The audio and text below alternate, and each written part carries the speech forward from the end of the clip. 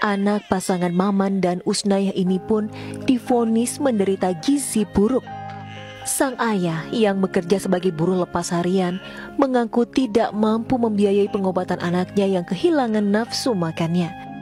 Akibatnya tubuh Dava nampak kurus kering dan hanya memiliki berat badan 5 kg saja.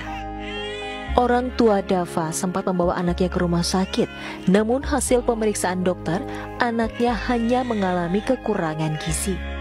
Berdasarkan studi kasus tersebut, didapatkan beberapa permasalahan, yaitu yang pertama, seorang balita laki-laki berusia 2 tahun berinisial D yang tinggal di Jalan Lingkungan 3, Tegal Alur, Jakarta Barat, menderita gizi buruk selama setahun.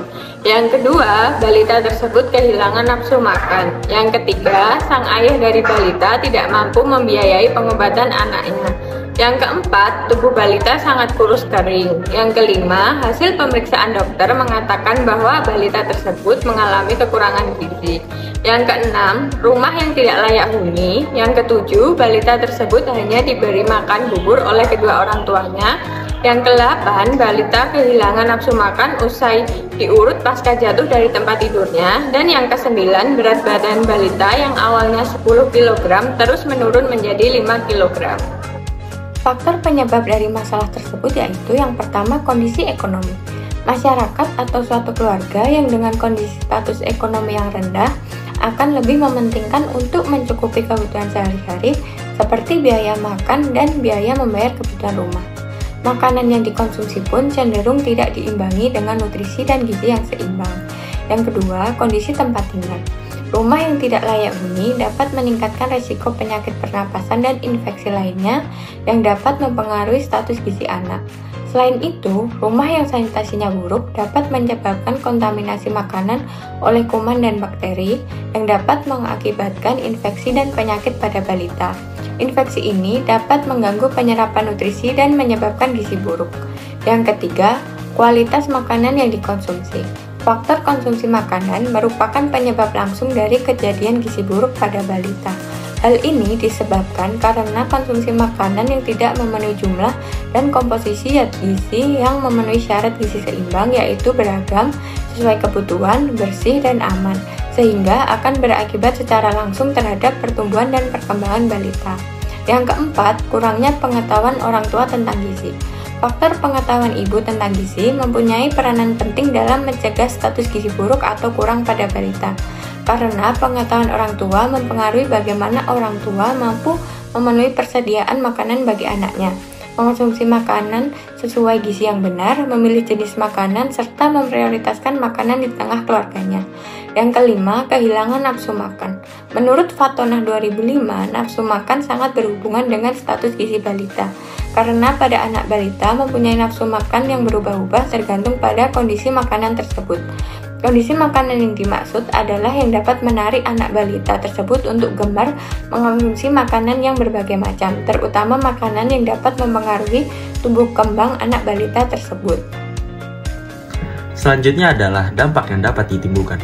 Dampak yang dapat ditimbulkan karena kesehatan gizi yang buruk pada balita mencakup dua aspek, yaitu dampak jangka panjang dan dampak jangka pendek.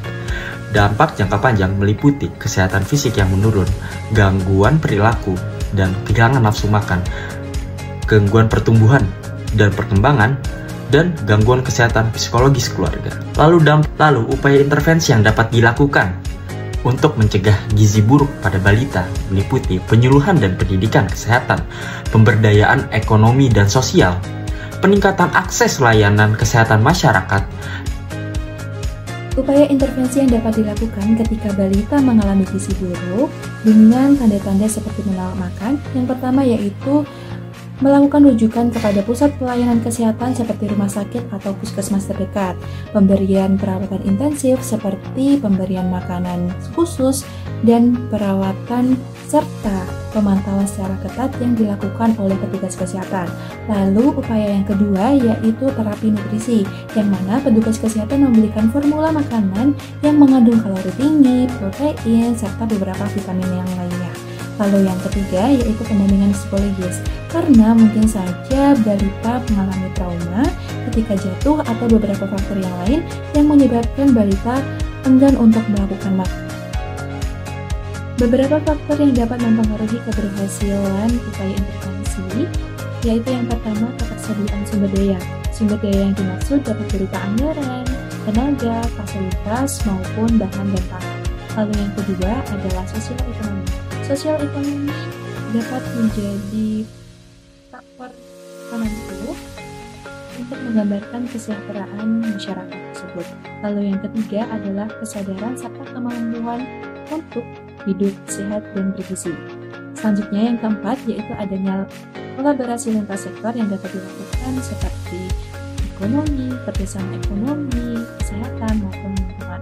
Lalu yang terakhir yaitu adanya kebijakan yang mampu mengentaskan adanya gizi buruk seperti pemberian bantuan sosial maupun beberapa bantuan